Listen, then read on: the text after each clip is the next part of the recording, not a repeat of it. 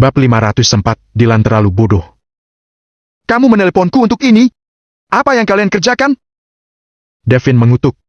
Mereka memiliki ribuan artis, sebagian besar adalah orang yang tidak terkenal. Perusahaan mengeluarkan uang untuk pelatihan mereka. Jika mereka merugi, pasti akan segera mengakhiri kontrak. Adapun gaji, tentu saja akan dipotong untuk mengembalikan modal. Menghadapi praktik ini, sebagian besar artis memilih untuk mengabaikannya. Bagaimanapun, semua bos di dunia hiburan melakukan ini. Jika mereka berani membuat masalah, mereka tidak akan bisa bekerja di bidang ini lagi di masa depan. Kadang-kadang, ada beberapa orang yang membuat masalah. Mereka semua adalah artis kecil yang tidak terkenal. Mereka berencana mengambil uang untuk mengubah karier. Makanya mereka memiliki keberanian untuk menuntut gaji. Terhadap orang seperti ini, perusahaan juga memiliki cara untuk menghadapinya. Saat menandatangani kontrak, itu adalah kontrak komersial. Dengan cara ini, konflik akan termasuk sengketa perindustrian, bukan perselisihan perburuhan. Kedua, mereka juga akan mengutak-atik isi kontrak. Dalam ratusan halaman kontrak, tidak mungkin orang bisa membaca setiap halaman dengan cermat. Kebanyakan orang hanya peduli dengan gaji dan jumlah komisi. Hal ini pun menjadi dasar jebakan. Meskipun mereka mengadu ke pengadilan, mereka pasti tidak akan mampu bersaing dengan perusahaan. Pergilah, suruh Satpam dan Humas pergi bersama, lalu tekan kedua orang itu. Kalau kamu tidak dapat melakukan ini, kamu bisa berhenti kerja hari ini juga. Devin menutup telepon. Kemudian, dia menyalakan sebatang rokok. Baru dihisap setengah, sekretaris itu menelpon lagi. Apa sudah diurus? Jangan ganggu aku dengan hal-hal kecil seperti itu di masa depan. Apa kamu mengerti? Devin berkata dengan nada dingin. Dia tidak perlu mendengarkan laporan itu untuk mengetahui hasilnya. Sekretaris itu tercengang. Setelah beberapa detik, dia berkata dengan suara kecil. Pak Devin, kami sedang berkomunikasi dengan kedua artis itu. Tapi ada 7 artis lagi datang membuat masalah. Apa? Ekspresi Devin berubah sekali dan dia berkata dengan marah. Sekelompok bajingan ini. Makin menjadi-jadi, bunuh mereka. Urus mereka semua sekaligus dan jadikan contoh untuk yang lain. Aku ingin lihat siapa lagi yang berani membuat masalah. Devin menutup telepon dengan marah. Dia melihat belasan orang di lantai bawah membawa spanduk lewat jendela. Di spanduk putih, kata-kata merah cerah bertuliskan. Kapitalis bangsat Ampo Entertainment, kembalikan uang hasil jerih payah kami. Devin sangat marah. Para artis ini pasti diprovokasi orang untuk melindungi hak-hak mereka. Perusahaan musika sedang menyerang. Devin mondar-mandir, kegelisahan di hatinya sangat intens. Dia segera mengangkat telepon dan menghubungi manajer public relations. Cari semua kontrak para pembuat onar itu, lalu suruh divisi hukum ancam mereka. Pak Devin, sepertinya masalah ini agak merepotkan. Orang-orang ini tampaknya datang dengan persiapan. Aku tidak tahu di mana mereka menyewa bantuan hukum. Kemampuan mereka sangat kuat. Mereka menemukan celah dalam kontrak dan menekan kita. Manajer Humas menelan ludah. Kelopak mata Devin berkedut. Memang benar. Ada celah dalam kontrak mereka. Misalnya, beberapa klausul kerahasiaan tampaknya sempurna, tetapi sebenarnya itu termasuk klausul yang berat sebelah. Jika digali lebih dalam, kontrak ini tidak akan memiliki kekuatan hukum sama sekali. Bagaimanapun, ini bukan zaman kuno.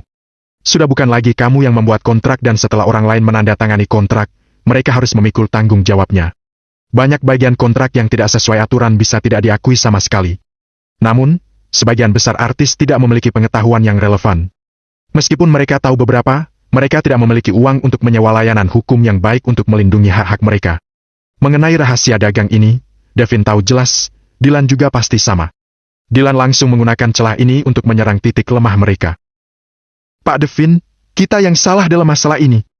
Kalau terus begini akan merugikan kita. Menurut Anda, apa yang harus kita lakukan? Sialan, beri gaji mereka. Devin berkata dengan getir. Keuntungan yang dihasilkan para artis ini sangat rendah. Gaji mereka juga tidak tinggi. Gaji mereka paling 200 jutaan. Total gaji 10 orang maksimal sekitar 2 miliar. Perusahaan masih mampu menanggung kerugian ini. Ingat, jangan menyebutnya sebagai kompensasi. Tapi, dari sudut pandang kebajikan perusahaan, beri mereka tunjangan. Tidak boleh disebut sebagai kompensasi. Kalau tidak, artis lain pasti akan mengambil kesempatan untuk membuat masalah juga. Nantinya, kerugiannya tidak hanya beberapa miliar saja. Devin masih relatif tenang. Jika mereka berkompromi dari sisi yang lemah, itu hanya akan menyebabkan adanya peningkatan tuntutan gaji. Jika hanya beberapa sampai belasan orang, masih bisa mengatasinya. Namun, artis mereka banyak yang keluar dan masuk. Dalam lebih dari 10 tahun ini, ada hampir 1000-an lebih orang. Jika setiap orang datang untuk menuntut gaji, perusahaan tidak akan mampu membayarnya tidak peduli seberapa besar perusahaannya. Setelah memberi perintah, Devin melihat para artis yang menuntut gaji di lantai bawah berangsur-angsur bubar dan segera menghilang lewat jendela Prancis. Devin mencibir dan mendengus. Selama uang cukup, semuanya mudah diatasi. Namun, Dylan tidak hanya merusak dirinya sendiri dengan memainkan trik ini. Dia juga merugikan kepentingan bos lain. Dia sedang menggali kuburannya sendiri. Dylan terlalu bodoh. Pak Devin, Anda benar-benar luar biasa. Saya melihat orang-orang di bawah yang membuat masalah saja sudah tidak tahu harus berbuat apa. Anda menyelesaikannya dalam beberapa kata. Devin mencibir. Kalau aku tidak bisa menyelesaikan masalah kecil begini, aku tidak akan bisa duduk di posisi ini. Giliran kita untuk menyerang balik selanjutnya. Namun, begitu kata-katanya diucapkan, manajer humas menelepon dan berkata dengan ketakutan. Pak Devin, ada masalah besar. Sial, panik apaan sih? Kalau kamu memberitahuku ada masalah yang tidak bisa kamu selesaikan lagi, kamu keluar dari perusahaan ini. Tidak, bukan. Saya tidak tahu apa masalah ini baik atau buruk. Anda lihat saja di Twitter. Hati Devin tiba-tiba tegang dan dia segera menyalakan ponselnya. Dia melihat tagar yang menarik di topik tren Twitter. Amplor Entertainment bersimpati dengan kesulitan artis menghabiskan tunjangan besar. Ketika dibuka, ada artikel yang penuh dengan pujian untuk Amplor Entertainment. Bersimpati dengan artis, memahami bekerja keras artis, dan sudah memberikan uang tunjangan kepada artis yang sudah mengakhiri kontrak mereka. Di antaranya, ada artis yang menyebarkan tangkapan layar transfer tunjangan dan obrolan penuh perhatian dari staf Amplor Entertainment. Ini adalah hal yang baik. Ini semua sangat membantu promosi ketenaran Amplor Entertainment. Namun, Devin justru merasa sedikit takut. Ketika sesuatu tidak berjalan sebagaimana mestinya, pasti ada sesuatu yang salah. Benar saja. Begitu berita itu dipublikasikan, banyak artis yang gaji mereka dipotong oleh Amplor Entertainment meninggalkan pesan di Twitter mereka satu demi satu. Mereka juga berharap bisa menerima tunjangan dan kompensasi yang relevan. Artis-artis ini tidak terlalu terkenal. Namun, artis terkecil pun pasti memiliki sekitar 100.000 penggemar. Begitu mereka berkomentar, penggemar langsung menanggapi. Seluruh Twitter sedang mendiskusikan Amplor Entertainment. Makin sukses seseorang, makin banyak orang yang mengincarnya. Hal ini terlalu bagus. Hanya dalam 2 menit, 2 kontrak yang ditandatangani Amplor Entertainment muncul di atas. Banyak klausal yang berat sebelah dan berita miring lainnya yang ikut terekspos. Topik sebelumnya sudah mengangkat Amplor Entertainment menjadi topik tren. Berita-berita miring yang tiba-tiba tersebar ini langsung berubah menjadi topik tren nomor pertama. Devin sangat marah. Dia segera menghubungi seorang petinggi di Twitter dan berkata, "Apa yang kamu kerjakan? Topik semacam ini juga bisa diloloskan. Apa 100 miliar yang diberikan ke kamu setiap tahun menghilang begitu saja? Aku tidak menyangka arah opini publik akan menjadi seperti ini." Petinggi Twitter berkata dengan pasrah. Bagaimana dia bisa terpikir dalam pertarungan Amplor Entertainment dengan perusahaan musika? Hal baik seperti ini hanyalah umpan yang dilemparkan oleh musuh. Aku beri waktu 10 menit untuk menghapus topik tren ini. Cepat! Oke, aku akan segera melakukannya. Devin segera menghubungi divisi humas dan merilis berita hiburan lainnya. Semua ini untuk bekerja sama dengan petinggi Twitter untuk mengalihkan perhatian publik. Dalam waktu singkat, topik tren dihapus dan digantikan oleh perselingkuhan artis terkenal. Devin menghela napas lega. Saat itu, ponselnya berdering lagi. Ekspresi Devin dan Kak Avani berubah pada saat bersamaan. Serangan berturut-turut perusahaan musika tidak menyebabkan kerugian substansial pada mereka. Namun, itu menyerang titik lemah mereka dan sudah membuat mereka ketakutan. Devin ragu sebentar sebelum menjawab telepon. Suara gemetar manajer humas datang dari telepon. Pak Devin, sesuatu yang besar telah terjadi. Bab 505, perusahaan musika sudah tamat. Sial! Kamu pergi sekarang ke divisi keuangan, ambil gajimu dan pergi! Devin memarahi. Kalau Anda ingin memecat saya, setidaknya menyelesaikan ini dulu. Kalau tidak, habislah semuanya. Suara manajer humas bercampur dengan isak tangis. Hati Devin tertekan dan segera meminta manajer humas untuk mengutarakan masalahnya. Manajer humas tampak takut dan tergagap tanpa mengatakan masalahnya. Dia hanya mengirim Devin tautan video. Devin membukanya. Jantungnya hampir copot. Video itu adalah video CCTV. Terlihat seorang artis dikepung dan dipukuli oleh sekelompok preman di pojokan. Kemudian, dia diseret ke dalam gedung unit. Tak berapa lama, artis itu jatuh dari lantai atas dan meninggal. Video berakhir di sini. Setelah menonton video itu, wajah Devin menjadi pucat pasi. Kak Avani takut sampai gemetaran. Mereka semua kenal dengan artis ini. Dia merupakan artis lumayan terkenal yang dilatih 2 tahun lalu. Karena dia tidak mau menemani makan dan menyinggung tokoh besar, mereka menakuti dan mengancamnya. Si artis ini juga keras kepala. Dia mencari bukti bisnis area abu-abu grup Emperor Entertainment dan ingin mempublikasikannya. Bagaimana Emperor Entertainment bisa membiarkannya melakukan itu? Oleh karena itu, mereka mencari sekelompok preman untuk memukulinya sampai mati. Kemudian, mereka melemparnya dari lantai atas dan memalsukan bukti bunuh diri. Saat itu, semua yang terlibat sudah disogok. Insiden itu ditetapkan sebagai kasus bunuh diri bintang karena depresi dan kasus ditutup dengan cepat. Tak disangka, semua akan diungkit lagi setelah 2 tahun. Pak Devin, habislah kita. Video ini telah menjadi viral di internet. Kak Fani berkata dengan ngeri. Artis itu berada di tim Kak Fani dulu. Jika diselidiki, dia juga akan mampus. Persetan dengannya, Dilan sudah keterlaluan. Devin bersumpah serapah. Wajahnya sangat masam. Sebelum masalah penuntutan gaji berlalu, berita miring membunuh orang terungkap. Semua ini untuk memojokkan Emperor Entertainment dengan serangkaian serangan. Bagaimanapun, utang gaji berbeda dengan membunuh orang. Yang pertama adalah perselisihan perburuhan, paling rugi sejumlah uang saja. Namun, yang kedua berakibat hilangnya nyawa seseorang dan pasti akan menyebabkan dampak besar di masyarakat. Benar saja. Setelah membuka Twitter lagi, video sudah menjadi topik tren teratas. Metode pembunuhan yang terang-terangan ini sungguh tidak manusiawi dan membuat semua orang marah. Di kolom komentar, semua isinya mencela Emperor Entertainment. Roda kehidupan terus berputar, Emperor Entertainment akan runtuh. Kak Fani jatuh terduduk di tanah. Raut wajahnya tampak ketakutan dan tidak bisa menahan tangis. Devin berkata dengan geram. Untuk apa menangis? Aku belum kalah. Saat ini juga, ponselnya berdering. Itu adalah telepon bos dari Provinsi Hari. Pak Devin, apa kamu butuh bantuan? Suara orang itu agak senang di atas penderitaan orang lain.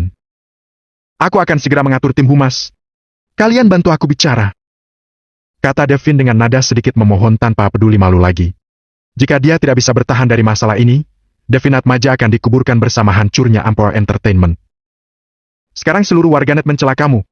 Pernyataan humas biasa tidak akan berguna, juga akan memperparah masalah. Aku akan menunjukkan cara untukmu. Bicaralah melalui stasiun TV, ini pasti akan berhasil. Devin menepuk kepalanya dan langsung berkata. Terima kasih. Aku akan mentraktir kamu makan nanti. Dalam waktu 3 menit, manajer humas menelepon dan berkata dengan gembira. Pak Devin, masalahnya sudah aman. Cepat nonton TV. TV, cepat carikan aku TV. Devin berteriak pada Kak Fani. Kak Fani buru-buru menemukan laptop dan membuka website resmi saluran TV lokal Kota Lingga. Siaran TV itu sedang menyiarkan sebuah berita. Pembawa acara pernah memiliki hubungan dengan Devin. Saat ini, dia melaporkan insiden Emperor Entertainment dengan penuh emosi. Persaingan bisnis antar perusahaan selalu ada, tetapi beberapa perusahaan terlalu bias. Untuk memonopoli pasar, mereka tidak segan-segan membuat bukti palsu untuk membingungkan publik dan membutakan mata masyarakat. Setelah pembawa acara selesai menyiarkan, gambar itu berganti dan dipotong ke seorang ahli. Setelah melalui penelitian profesional kami dan mengambil video CCTV periode itu, kami mengonfirmasi bahwa video itu dipalsukan. Ahli itu memegang kacamatanya dan berkata dengan jujur. Dia juga memotong video menjadi beberapa segmen untuk mencari bukti penipuan video. Teman-teman Provinsi Hari juga telah melakukan upaya besar. Berita ini juga disiarkan secara lokal di Provinsi Hari. Manajer humas menyampaikan kabar baik lainnya. Devin buru-buru berpindah ke siaran berita Provinsi Hari. Benar saja, mereka juga melaporkan masalah ini, berbicara untuk mendukung Emperor Entertainment. Hahaha. Devin senang sampai menggebrak meja. Tidak peduli seberapa tren topikmu di Twitter, selama media resmi yang bersuara, kalian semua harus diam. Selain itu, divisi humas juga mengerahkan kekuatan di Twitter. Opini publik tiba-tiba berubah, banyak penggiring opini muncul di mana-mana.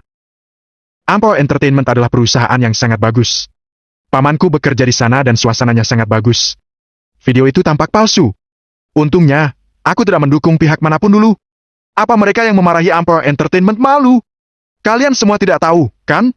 Setiap tahun, Emperor Entertainment menyumbangkan uang paling sedikit 2 triliun ke daerah miskin. Saat ini, seorang idol papan atas ikut bersuara. Emperor Entertainment adalah rumah keduaku. Aku yakin mereka tidak akan melakukan hal seperti itu. Idol itu memiliki lebih dari 40 juta penggemar. Begitu dia berbicara, dia langsung mendapat dukungan kuat dari penggemar. Pada saat yang sama, bintang papan atas Emperor Entertainment lainnya juga mengikutinya. Mereka mendukung Amplor Entertainment dan mencari tahu siapa dalang di balik fitnah ini. Hanya dalam 3 menit, topik tren terbaru muncul. Pelakunya telah ditemukan, ternyata perusahaan Musica. Begitu berita itu tersebar, para penggemar gosip ikut memarahi perusahaan Musica tidak bermoral. Kemudian, terkuak skandal perusahaan Musica menggelapkan pajak dan menipu gaji artis. Dylan! Aku menggunakan metode kamu untuk membalasmu.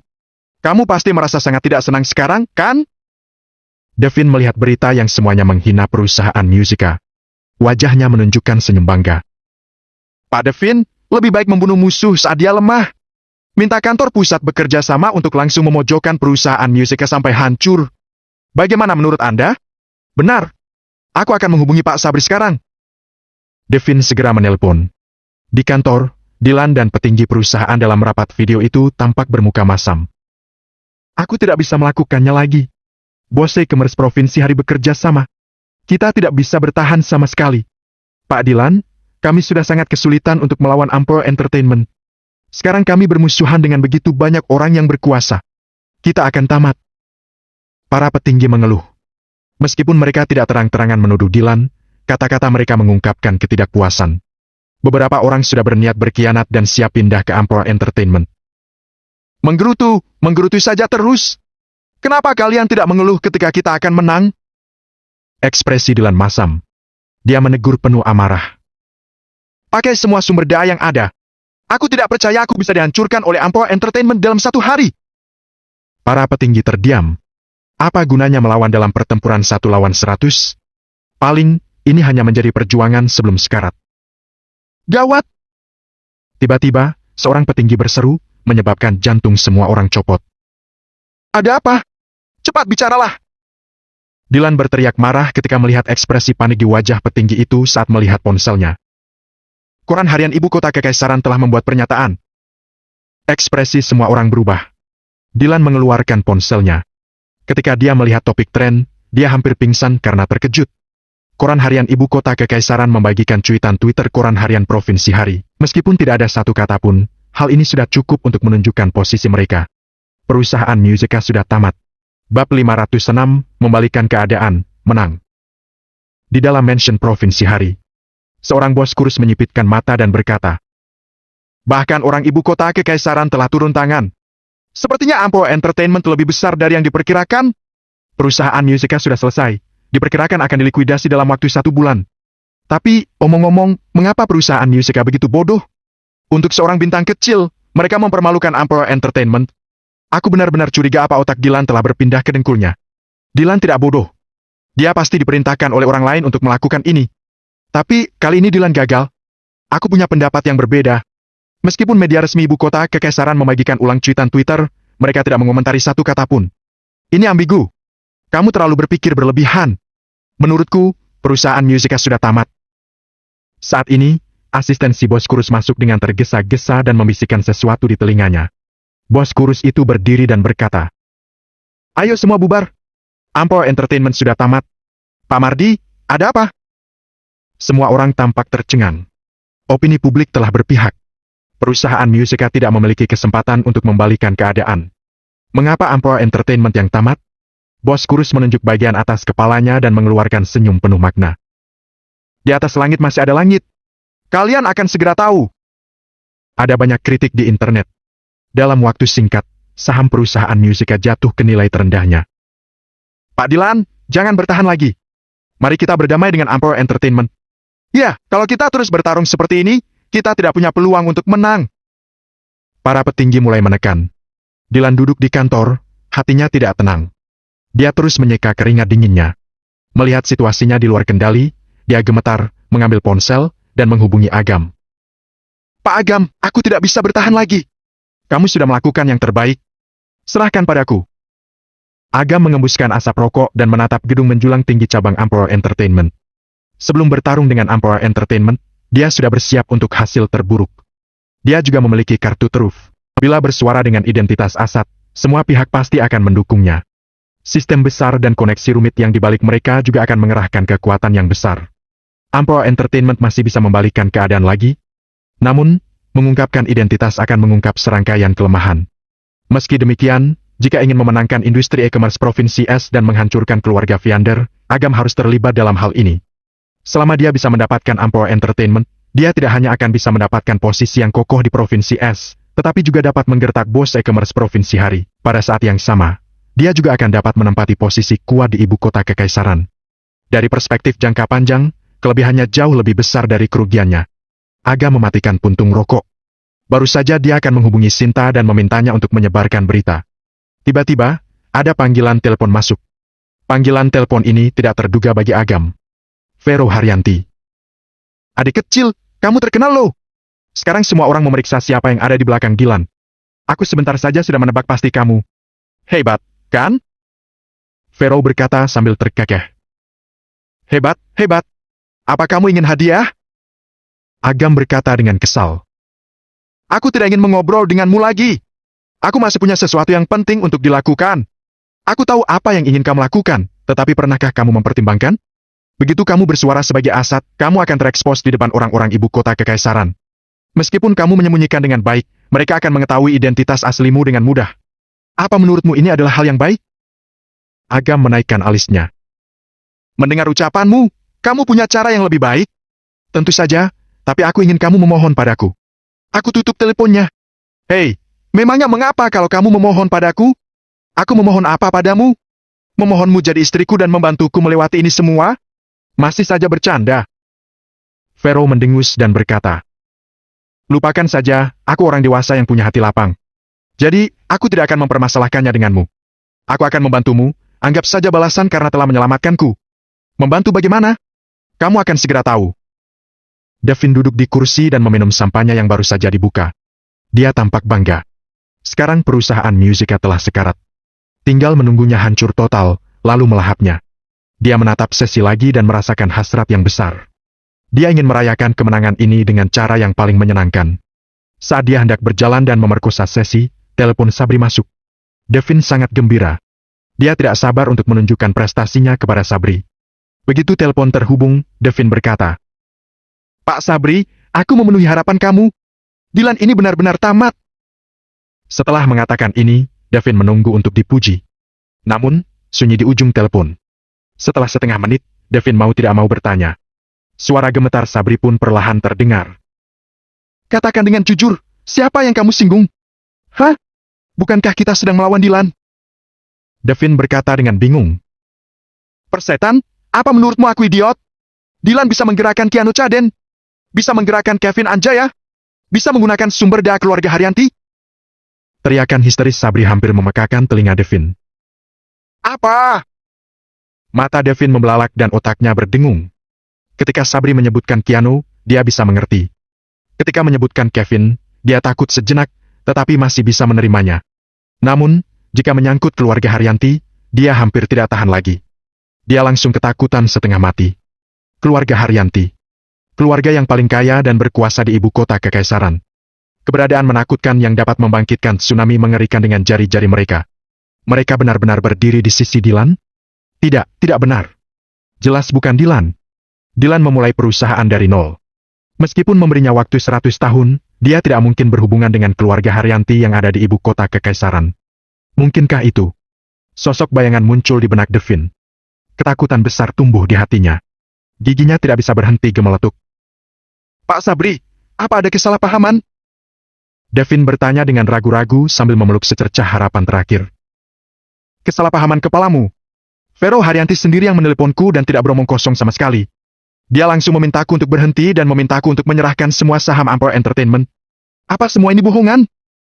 Lidah Devin keluh, tidak bisa mengucapkan sepatah kata pun. Tok, tok. Terdengar suara ketukan pintu dari telepon. Kemudian, seseorang masuk. Suara bernada dingin terdengar. Sabri Tamba, kamu ditangkap karena kasus pembunuhan. Baiklah, aku mengaku, aku taat pada hukum. Sabri memaksakan senyum. Dia tahu, di bawah kuasa besar keluarga Haryanti, perjuangan apapun tidak berguna sama sekali. Mengenai permintaan maaf, dia bahkan tidak tahu siapa dalangnya. Minta maaf pada siapa? Devin, kamu telah mencelakaiku.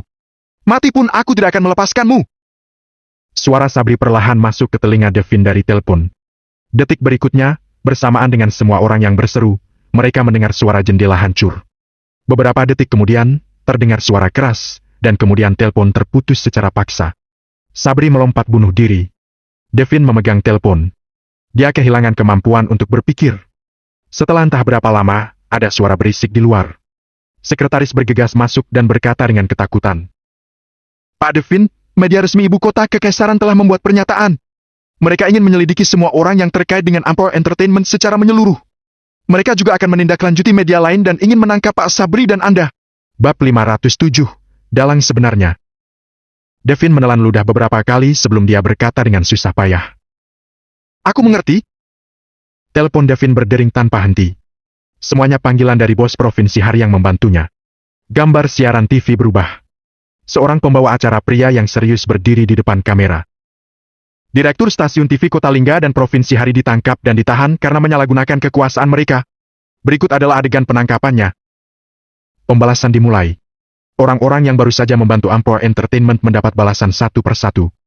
Selama pembalasan, para bos Provinsi Hari dan petinggi Amplor Entertainment gemetaran. Semua orang dalam bahaya. Aku tidak menyangka Dilan mengenal keluarga Haryanti dari ibu kota Kekaisaran. Kita meremehkan Dilan. Di Mansion Provinsi Hari, para bos melihat berita dari saluran mereka sendiri dan mengeluarkan desahan. Tidak, kita semua telah meremehkan orang di belakang Dilan. Bos kurus meneguk teh dan bangkit. Pertunjukan selesai, semua orang bubar. Perang bisnis besar antara perusahaan hiburan dan e-commerce ini berakhir hanya dalam satu sore dengan masuknya keluarga Haryanti. Namun, badai masih terus berlanjut. Saat para bos berpikir kembali, mereka menghubungi putra mereka dan memberikan peringatan keras. Di masa depan, kamu dapat melakukan apapun yang kamu inginkan dengan uang, yang penting kamu tidak bermain dengan artis wanita. Kalau sampai melakukan hal tabu, mereka akan menjadi Amplor Entertainment berikutnya. Devin berdiri terpaku di tempat. Sekeras apapun sekretaris wanita itu memanggilnya, dia tetap tidak mendengarnya. Akhirnya, pikirannya tersadar dan dia sepertinya terbangun oleh sesuatu. Dia segera bereaksi.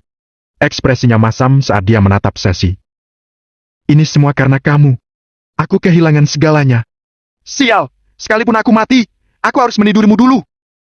Devin benar-benar kehilangan akal sehatnya dan mengabaikan kehadiran orang lain.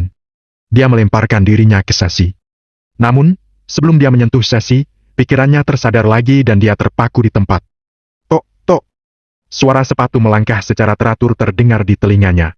Seorang pria berjalan melewatinya. Dia mengangkat Sesi dan berbalik untuk memperlihatkan wajah yang tampak biasa saja. Kak Fani seperti melihat hantu. Dia berkata dengan ngeri. Agam! Devin menelan ludah, hatinya gemetar hebat. Dia adalah orang di balik semua ini. Devin membuka mulutnya. Dia berusaha mati-matian mengucapkan kata-kata untuk memohon ampun. Namun, ketakutan di hatinya membuat tenggorokannya sesak dan dia pun tidak bisa bersuara. Tanpa mengucapkan sepatah kata pun, Agam pergi dengan Sesi di pelukannya. Ketika melewatinya, hanya satu tatapan saja sudah membuat semangat Devin hampir runtuh. Suara langkah kaki berangsur-angsur menjauh. Devin bisa bergerak kembali. Dia berbalik untuk menatap Kak Fani. Matanya merah seolah ingin memakannya hidup-hidup. Kamu wanita murahan! Kamu, masalah apa yang telah kamu timbulkan padaku? Kamu pergi ke neraka! Saat dia berbicara, Devin menerjang dan menendang Kak Fani. Dia mengangkat bangku dan melemparkannya ke arah Kak Fani. Tak lama kemudian, Kak Fani dipukuli hingga babak belur dan berlumuran darah di tengah teriakan memohon ampun. Devin masih tidak puas melampiaskan emosinya. Dia mencekik leher Kak Fani dan menyeretnya ke jendela untuk melemparnya dari lantai atas. Kak Fani melihat bangunan yang terlihat kecil di bawah. Dia sangat takut hingga seluruh tubuhnya kejang. Dia tidak tahu dari mana dia mendapatkan kekuatan. Pada saat Devin akan menjatuhkannya, Kak Fani meraih lengan Devin erat-erat. Wanita murahan, lepaskan aku! Tolong aku tidak ingin mati! Kak Fani refleks memegang Devin erat-erat dan menariknya ke bawah dengan keras. Dia ingin merangkak kembali. Devin kehilangan keseimbangan dan jatuh. Di tengah jeritan melengking kedua orang, mereka jatuh dan meninggal. Sekretaris tercengang. Dia juga jatuh dan ambruk ke lantai. Melihat kekacauan di ruang rapat serta mendengar jeritan ketakutan dan suara polisi di bawah. Dia tahu Amplor Entertainment benar-benar tamat. Agam mengantarkan Sesi kembali ke hotel. Sepanjang jalan, Sesi berada di pelukan Agam. Dia merasa seperti bermimpi. Meskipun dia tidak tahu jelas pertarungan bisnis yang baru saja terjadi, dia bisa menebak dari kata-kata Devin. Amplor Entertainment tidak hanya tamat, bahkan Sabri juga bunuh diri dengan melompat dari gedung. Perusahaan entertainment top yang dulu menakutkan benar-benar runtuh hanya dalam satu sore. Dalang dari semua ini adalah pria yang memeluknya. Setelah mengurus sesi, Agam menelepon untuk menanyakan kabar mereka satu persatu. Dylan sangat bersemangat. Dia bisa merasakan kekaguman dan kegembiraannya melalui telepon. Dengan kemenangan perusahaan Musica, ponsel Dylan juga terus berdering. Semuanya datang untuk menawarkan bantuan.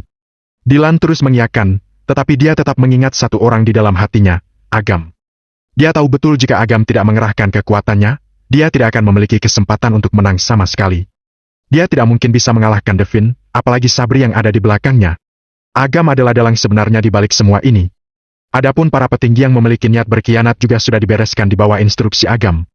Orang yang tidak setia juga merupakan bom waktu. Meskipun ini telah menyebabkan kekacauan dalam perusahaan, sekarang perusahaan Musica berada di posisi teratas perusahaan entertainment nomor 1 Provinsi S. Bahkan mereka akan berkembang ke ibu kota kekaisaran untuk mengambil alih industri Amplor Entertainment. Dengan cara ini, jelas mereka tidak akan kekurangan sumber daya dan tenaga kerja. Vero berinisiatif menelepon. Dia langsung membuka mulut dan meminta Agam untuk kembali ke kota primadona. Agam harus mentraktirnya makan malam. Bagaimanapun, untuk menyelesaikan masalah Agam, dia telah menggunakan banyak sumber daya. Vero sudah membuat petinggi keluarga Haryanti tidak puas. Dia ingin Agam mentraktirnya makan untuk mengganti kerugiannya. Agam duduk di sofa lobi hotel dan menunggu telepon dengan tenang. Tak berapa lama, teleponnya berdering. Suara Kevin terdengar. Sudah ketemu. Itu adalah hasil kerja keluarga Haryanti. Benar saja. Agam menarik napas dalam-dalam. Ketika Vero ingin membantu, dia sudah menebaknya. Bagaimanapun, selain keluarga Haryanti di ibu kota kekaisaran, tidak ada pihak lain dengan nama Haryanti yang bisa menghancurkan Amplor Entertainment dengan mudah. Agam selalu memikirkan kematian orang tuanya. Jadi, setelah memastikan keluarga Haryanti yang bergerak, dia sama sekali tidak gembira. Dari masalah ini, tampaknya kekuatan keluarga Haryanti 100 kali lebih menakutkan daripada yang dibayangkan. Karena keluarga Haryanti mungkin pembunuh orang tuanya, ini adalah kabar buruk bagi Agam. Setelah menghancurkan keluarga Viander dan kemampuannya bertambah, dia harus pergi ke ibu kota kekaisaran. Agam menenangkan emosinya dan bertanya perlahan. Bagaimana reaksi keluarga Viander? Reaksi apa lagi? Peristiwa besar seperti itu terjadi di Provinsi S, mereka malah tidak menerima kabar apapun. Tentu, mereka sedang panik. Karena ini, mereka berencana mengadakan pesta amal malam ini dan mengundang semua selebritas untuk hadir. Katanya untuk mempererat hubungan mereka. Sebenarnya, mereka takut dan ingin menggunakan alasan pesta amal untuk menyatukan sumber daya dan memberanikan diri mereka. Setelah jeda, Kevin menambahkan. Keluarga Viander mengundangku. Apa kamu akan pergi? Berita Kevin mengkhianati keluarga Viander belum tersebar. Keluarga Viander tetap tertipu dari awal sampai akhir. Aku tidak tertarik dengan pesta amal. Tapi, karena diadakan oleh keluarga Viander, aku tentu harus meramaikannya. Agam tersenyum simpul, matanya berkilat. Setelah membereskan Amplor Entertainment, sudah waktunya untuk kembali dan membereskan keluarga Viander. Di malam hari, Kevin menelepon. Agam tidak tahu jalan, jadi langsung naik taksi. Kali ini, lelang amal yang diadakan oleh keluarga Viander diadakan di kota Bentala, sebelah kota Lingga. Sekitar 1 jam kemudian, mobil tiba di sekitar daerah itu. Di tengah jalan, pengemudi menarik satu penumpang lagi untuk mendapatkan lebih banyak uang. Agam tidak masalah dengan itu. Hidup memang begitu. Saat masih ada jarak 2-3 kilometer dari hotel, ada kemacetan besar. Aneh. Hari ini bukan akhir pekan. Mengapa kemacetan begitu parah? Sopir itu menjulurkan kepalanya dan melihat deretan mobil yang tak ada habisnya. Ekspresinya tampak tertekan. Pak, kamu tidak tahu, kan? Mereka semua akan pergi ke Hotel Langit. Kata penumpang wanita yang duduk di bangku penumpang depan. Astaga, banyak sekali orang kaya di sini. Sopir itu melirik Mercedes-Benz kelas G di sampingnya dan menatap mobil Bentley di depan. Tentu saja, hari ini adalah pesta amal yang diadakan oleh keluarga Viander. Seluruh pejabat Provinsi S dan orang-orang kaya akan hadir. Kata penumpang wanita itu. Kenapa kamu tahu begitu jelas? Tanya sopir itu bingung. Karena aku bekerja di Hotel Langit. Aku datang khusus bekerja lembur hari ini untuk melayani orang-orang kaya itu. Saat berkata begitu, penumpang wanita itu tidak bisa menyembunyikan rasa bangganya. Mata sopir itu berbinar. Dia kembali menatap Agam dan berkata, Anak muda, kamu juga pergi ke Hotel Langit. Kamu juga orang kaya ya? Pak, definisi kamu tentang orang kaya benar-benar dangkal. Pejabat kaya dan berkuasa yang diundang setidaknya punya aset lebih dari 200 miliar. Kalau dia sih, hei. Penumpang wanita itu tersenyum simpul dan melihat baju biasa Agam melalui kaca spion. Kemeja kotak-kotak dan celana kasual. Setelan pakaiannya bahkan kurang dari 200.000. Sama sekali tidak ada hubungan dengan orang kaya. Bab 508, tidak perlu kenal. Sopir itu tersenyum canggung dan bertanya. Anak muda, apa yang kamu lakukan di sana? Menghadiri pesta amal. Kata Agam dengan santai. Berhenti berpura-pura, oke? Penumpang wanita itu mencibir dan berkata. Dengan pakaianmu, bahkan satpam penjaga pintu lebih baik darimu. Penumpang wanita itu berpikir Agam melihat dia cantik dan ingin berlagak hebat di depannya. Dia mengibas rambutnya dan berkata. Kamu tidak melihat dirimu di cermin, ya? Kamu tidak pantas. Agam terdiam. Dia melihat keluar jendela, sama sekali tidak peduli dengan wanita ini. Penumpang wanita itu mengira dia benar. Ekspresi mengejeknya makin menjadi. Lebih dari setengah jam berlalu. Mobil akhirnya berhenti di depan gerbang hotel besar. Agam membayar taksi dan keluar dari mobil menuju pintu masuk hotel. Dia dihentikan oleh satpam. Lihat, Pak, ada tontonan bagus. Penumpang wanita itu mengetuk jendela dan berkata kepada sopir. Namun, Agam memperlihatkan ponselnya kepada satpam. Satpam segera membiarkan Agam masuk. Sopir dan penumpang wanita itu tercengang. Dia benar-benar masuk? Sopir berekspresi aneh dan melirik penumpang wanita itu. Wajah penumpang wanita itu masam. Selain tertegun, matanya penuh dengan penyesalan. Apa yang dia lakukan? Jelas-jelas dia memiliki kesempatan untuk mengenal tokoh besar semacam ini, malah disia-siakan. Saat memikirkan apa yang dia katakan di dalam mobil, dia merasa wajahnya panas. Dia membayar uang taksi dan masuk hotel dengan menyedihkan melalui lorong staf. Agam yang mengenakan pakaian biasa sangat mencolok di hotel. Namun, dia memiliki surat rekomendasi Kevin dan dibawa ke lobi hotel tanpa hambatan. Lelang amal yang diadakan oleh keluarga Viander ini sangat megah. Lampu kristal yang mewah menyinari aula dengan megah. Mulai dari orkestra biola terbaik dari barat memainkan musik merdu, bunga, anggur merah, hingga guci keramik. Setiap detail ini menunjukkan kekayaan dan kekuasaan keluarga Viander. Agam terlihat tidak cocok dengan tempat ini di antara pria tampan dan wanita cantik. Para pria memakai jas dan wanita memakai gaun malam. Agam bukan sengaja beda sendiri, tetapi waktunya sudah terlambat. Dia juga tidak menyiapkan setelan jas. Selain itu, dia tidak peduli dengan pandangan orang lain, yang penting dia hidup nyaman. Agam? Tiba-tiba, sebuah suara datang dari belakang. Agam berbalik melihatnya, ternyata itu adalah Laila. Laila mengenakan gaun malam merah, kerah gaunnya sengaja ditarik sangat rendah hingga dada. Dia tampak seperti bunga merah yang mekar, tidak menolak kupu-kupu dan lebah yang datang. Mengetahui keluarga Viander akan mengadakan pesta amal, Laila bergegas datang. Dia tidak tertarik pada amal. Tujuan utamanya ingin mengambil kesempatan untuk bertemu dengan beberapa pria kaya.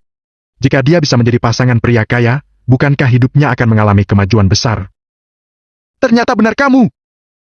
Laila sangat terkejut. Standar untuk menghadiri pesta amal ini sangat tinggi. Orang kaya biasa tidak memiliki hak untuk berpartisipasi. Dia tidak menyangka bisa bertemu dengan pecundang seperti Agam di tempat yang mewah ini. Laila, siapa orang ini? Seorang pria yang memakai tuxedo berjalan mendekat. Dia menggoyang gelas anggur merah di tangannya dan melemparkan tatapan menghina pada Agam. Dia dulu adik iparku. Apa dia menantu yang tinggal di rumah keluarga Pambudi? Ya, aku benar-benar tidak menyangka dia masih berkulit tebal berani datang ke tempat ini. Benar-benar seperti anjing. Setelah mencium keluarga mana yang sedang makan, dia berjongkok di sebelah tempat sampah, menunggu untuk menggerogoti sisa tulang. Laila menggunakan nada paling lembut untuk mengucapkan kata-kata paling menghina. Pria itu mengangguk dan mengulurkan tangannya ke Agam. Aku Henry Sandrim, putra Herit Hamrin. Henry sengaja mengungkapkan identitasnya. Dia tampak sopan, tetapi sebenarnya matanya penuh keangkuhan, seperti melihat pengemis di pinggir jalan. Dia memang punya modal untuk pamer. Ayahnya memiliki aset puluhan triliun. Henry mewarisi otak bisnis cerdas Harry. Pada usia 32 tahun, dia memiliki perusahaan IPO yang terdaftar dengan nilai pasar lebih dari 6 triliun. Di antara rekan-rekan seumurannya, dia adalah yang terbaik. Dia telah mencapai apa yang tidak dapat dicapai banyak orang seumur hidup mereka. Beraninya kamu! Suatu kehormatan bagi kamu untuk mengenal Tuan Muda Henry. Mengapa kamu tidak menunjukkan sikap apapun? Laila berkata dengan marah saat melihat Agam berlagak seperti tidak mendengar. Tidak perlu kenal, kata Agam dengan datar. Dia terlalu malas untuk berbicara omong kosong dengan para idiot ini. Agam langsung berjalan ke sisi lain. Kamu! Laila tampak marah dan dihentikan oleh Henry. Aku telah bertemu banyak orang seperti ini. Mereka menganggap diri mereka penting ketika mereka berpartisipasi dalam acara-acara kelas atas. Tapi, pada kenyataannya, mereka bukan apa-apa. Henry tersenyum dan berkata, Berbicara omong kosong dengannya hanya dapat menurunkan derajat kita. Saat ini juga, Jaya dan Cahya datang. Dengan bantuan Fajar, mereka menjadi satu dengan keluarga Effendi. Sebagai sekutu kuat keluarga Viander, keluarga Effendi juga diundang. Mereka pun mendapat kuota untuk hadir. Laila, apa yang terjadi? Kenapa kamu begitu marah? Jaya berjalan mendekat sambil tertawa. Suasana hatinya sangat baik. Dia tidak hanya makan dengan Asad hari ini. Dia juga menerima undangan dari keluarga Viander untuk menghadiri acara besar seperti itu. Ada harapan besar bagi keluarga Pambudi untuk menjadi klan besar. Aku bertemu dengan pecundang itu. Agam? Cahya tercengang. Kenapa dia juga ada di sini? Siapa yang tahu? Dia sudah ditinggalkan oleh keluarga Swandi. Dia pasti menyelinap masuk, tapi tidak masalah. Orang rendahan yang menyelinap masuk. Paman Jaya, Tuan Muda Henry juga sangat hebat. Ya, benar. Kamu masih muda dan sukses. Pencapaian masa depanmu tidak terbatas. Bagaimanapun, orang tua yang sukses pasti punya anak yang sukses pula. Tidak juga? Sebenarnya aku juga punya beberapa masalah. Misalnya, distribusi makanan di kompleks yang dikembangkan keluarga Viander bersama dengan Kevin. Katanya telah dimulai. Aku ingin menjadi investor, tapi sayangnya, prosesnya tidak mulus. Henry menggelengkan kepalanya dan tersenyum pahit. Kata-katanya terdengar rendah hati, sebenarnya sedang memamerkan ambisi. Itu proyek hampir kuadriliun. Setelah kamu menjadi investor, kamu pasti akan menjadi orang terkaya di masa depan. Apa kamu kenal keluarga Viander atau Kevin? Ayahku dan Pak Kevin adalah kenalan lama. Dengan bantuan hubungan ini, aku mendapat kehormatan untuk berkomunikasi dengan Pak Kevin selama 3 menit hari ini. Jaya terkejut dan buru-buru berkata, Anak muda, ketika kamu berbicara dengan Pak Kevin, bisakah kamu membawaku bersamamu? Kakak, siapa Kevin? Cahya bertanya bingung. Dia adalah bos industri internet teratas di Provinsi S, tidak, di Indonesia. Nilai asetnya mendekati kuadriliun dan dia juga merupakan mitra terbesar keluarga Viander. Kata Jaya dengan penuh emosional. Apa? Cahya dan Laila menunjukkan rasa syok di wajah mereka. Aset kuadriliun cukup untuk menjelaskan semuanya. Anak muda, bisakah kamu membantu kami? Cahya juga memohon. Bibi Cahya, apa yang kamu bicarakan? Bukankah ini merepotkan Tuan Henry? Laila berkata dengan tidak senang. Dia memandang Henry sambil mengejapkan matanya. Orang yang bisa mengobrol dengan bos tingkat atas beraset kuadriliun pasti memiliki kehebatan tersendiri. Pria yang dia taksir memang hebat. Henry tersenyum dan berkata, Laila, aku bisa membantu hal kecil seperti ini. Ketika Pak Kevin datang, aku akan membawa kalian menemuinya. Henry tahu jelas situasi keluarga Pambudi. Mereka memiliki hubungan dalam dengan keluarga Budiono, keluarga Effendi, dan bahkan keluarga Viander. Karena itu, dia berinisiatif untuk berteman dengan Laila. Karena itu, dia tidak keberatan dengan kerja sama kedua belah pihak ini. Wah, baguslah. Bisa bertemu dengan Pak Kevin, keluarga Pambudi akan naik ke jenjang berikutnya. Tidak hanya itu, Kevin adalah mitra penting keluarga Viander. Kalau kita bisa berteman dengan Pak Kevin, hubungan kita dengan keluarga Viander akan lebih dekat. Hei, aku pikir paling lama setengah bulan lagi, keluarga Pambudi akan menjadi keluarga terbesar kelima di wilayah timur. Jaya tersenyum pada Laila dan menghiburnya. Jangan mempersulit diri sendiri untuk pecundang itu. Orang-orang seperti dia hanya bisa menjadi parasit, mereka tidak akan pernah sukses sepanjang hidupnya. Ketika Pak Kevin datang dan dia melihat kita mengobrol dengan Pak Kevin, dia hanya bisa menatap dengan iri. Pada saat itu, aku ingin lihat apa dia masih tidak malu tetap di sini. Laila tiba-tiba mengerti. Dia melirik Agam yang sedang duduk di sofa. Ada tontonan bagus malam ini.